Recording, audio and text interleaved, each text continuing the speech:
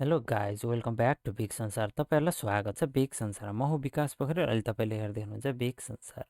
आज म तपाईँहरूलाई उबुन्टु अपरेटिङ सिस्टममा कसरी टर्मिनल सर्टकटमा ओपन गर्न सकिन्छ, के थिच्नुपर्छ टर्मिनललाई सर्टकटमा ओपन गर्दाखेरि, र अनि त्यसको अपडेटिङ गर्दाखेरि हामीले कसरी कमान्ड दिनुपर्छ भन्ने कुरा सिकाउन गइरहेको छु।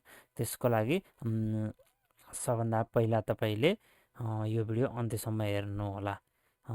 सबभन्दा पहिला तपाईँ सर्टकट नभएर हामी लङ प्रोसेसबाट जाने हो भने मेन सो एप्लिकेसनमा गएर यहाँ तपाईँले टर्मिनल माथि सर्च हानेर पनि गर्न सक्नुहुनेछ।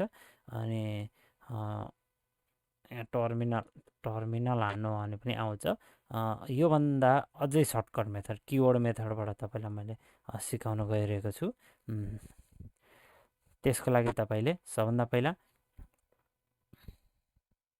के गर्नुपर्ने हुन्छ भने तपाईँको किबोर्डमा कन्ट्रोल तल तपाईँले किबोर्ड देख्न सक्नुहुनेछ, control plus ultra plus T सँगसँगै टी यहाँ हेर्नु होला। एरो मैले कहाँ दिएको छु, अझै पनि रोक्ने कन्ट्रोल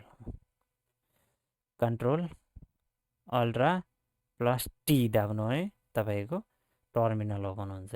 अब टर्मिनल सर्टकटमा सिधै ओपन हुन्छ। अनि ल यदि ओपन भइसकेपछि तपाईँले अब यसमा अपकमिङ अपडेटहरू तपाईँले यसमा अपग्रेड पनि गर्न सक्नुहुन्छ। त्यसको लागि तपाईँले सुडो एपिटी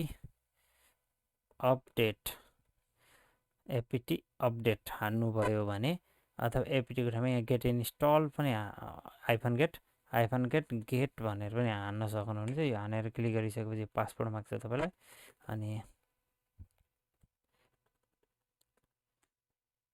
तपाईँले उस गरिसकेपछि अब यहाँ अपडेट लिएको हुन्छ। मैले अघि भर्खरै अपडेट गरेको थिएँ, सायद त्यही भएर अपडेटमा चाहिँ प्याकेज लिस्ट देखाएको छैन। रिडिङ प्याकेज लिस्ट उस भनेर लिस्ट भनेर डन भनेर देखाएको छ। यदि यहाँ प्याकेज लिस्ट तपाईँले अपडेट केही नआएको भएको भएर यसलाई अपग्रेड गर्नुपर्ने हुन्छ। त्यसको लागि सुडो एपिटी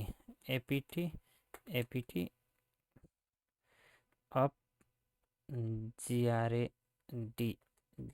जिआरएडी अपग्रेड भनेर हान्न सक्नुहुन्छ, अथवा यो पनि हान्न सक्नुहुन्छ, अथवा हाइफन गेट अपग्रेड गर्न पनि सक्नुहुन्छ। यति गरिसकेपछि अहिले कुनै पनि छैन, त्यही भएर जिरो अपग्रेडेड भनेर लेखेको छ। अघि म अपडेट गरिसकेको हुनाले आजको लागि यति नै। नेक्स्ट टपिकमा अझै मैले उबुन्टु अपरेटिङ सिस्टम सम्बन्धी तथ्यमूलक जानकारीहरू लिएर आउनेछु अवश्य नै। हस्त धन्यवाद, नमस्कार।